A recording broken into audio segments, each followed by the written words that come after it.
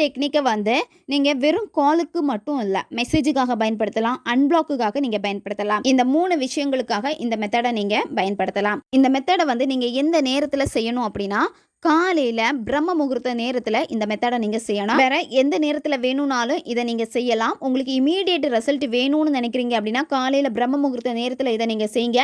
பிரம்ம முகூர்த்த நேரத்தில் நீங்கள் செய்கிறப்ப பிரபஞ்சத்துடைய சக்திகள் வந்து பார்த்தீங்கன்னா ரொம்ப பாசிட்டிவாக அமைதியாக இருக்கும். அது மட்டும் இல்லாமல் அந்த நேரத்தில் நீங்கள் ஒரு விஷயத்துக்காக மேனிஃபெஸ்ட் பண்ணுறீங்கன்னா அது உங்களுக்கு சீக்கிரமாக நடக்கும். இந்த நபரை வந்து நினச்சிக்கோங்க.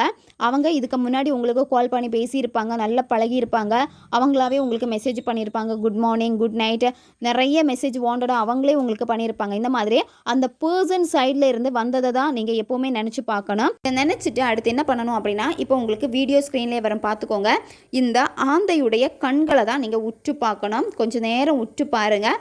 உற்று பார்த்துட்டு உங்கள் பர்சனை மனசில் நினச்சிட்டு அவங்களுடைய பேரை வந்து மென்மையாக அழகாக நீங்கள் சொல்லணும். வாய் விட்டும் சொல்லலாம், மனசுக்குள்ளாடியும் நீங்கள் சொல்லலாம். 3 முறை நீங்கள் அவங்களுடைய பேரை வந்து நீங்கள் சொல்லுங்கள், அல்லது 11 முறை நீங்கள் சொல்லுங்கள். சொல்லிட்டு இந்த ஆந்தைக்கு மனசார நன்றியை நீங்கள் தெரிவிக்கணும், பிரபஞ்சத்திற்கு மனசார நீங்கள் நன்றியை தெரிவிக்கணும். அடுத்து உங்களுடைய நார்மல் வேலை என்னவோ அந்த வேலையில் நீங்கள் கவனம் செலுத்துங்க.